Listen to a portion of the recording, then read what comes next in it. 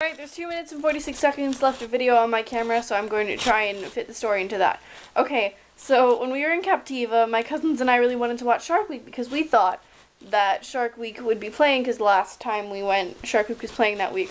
So I searched it up on the guide and it says Shark Week, 9 o'clock. So we're like, yay! So at 9 o'clock we all gather together and we sit there to watch it. And it's like this game show thing that this guy named El Tiburon, which is clever because tiburon in Spanish means shark, set up this like game show for all these people who had a hand in the arrest of his son. And he has them face these different sharks, going from cookie cutter all the way to great white, and how scary it is. And it was pretty hilarious. The special effects were the worst, perhaps, that I have ever seen. No, I've seen worse because I've seen, like, old movies where they have really bad special effects.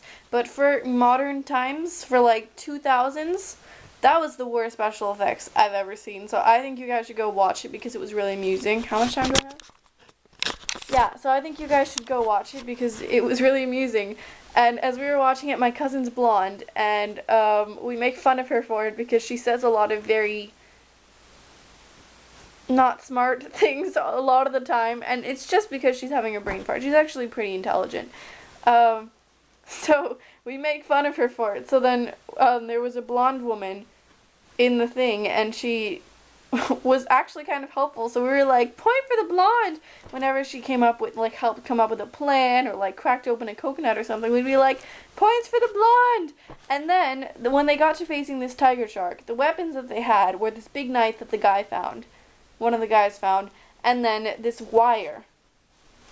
So the guy, stupidly, jumps in and tries to stab the tiger shark. He fails, and then you see him thrashing around in the water, and then you see a close-up of the shark, and its mouth is completely empty, and it's going like that, and it was hilarious.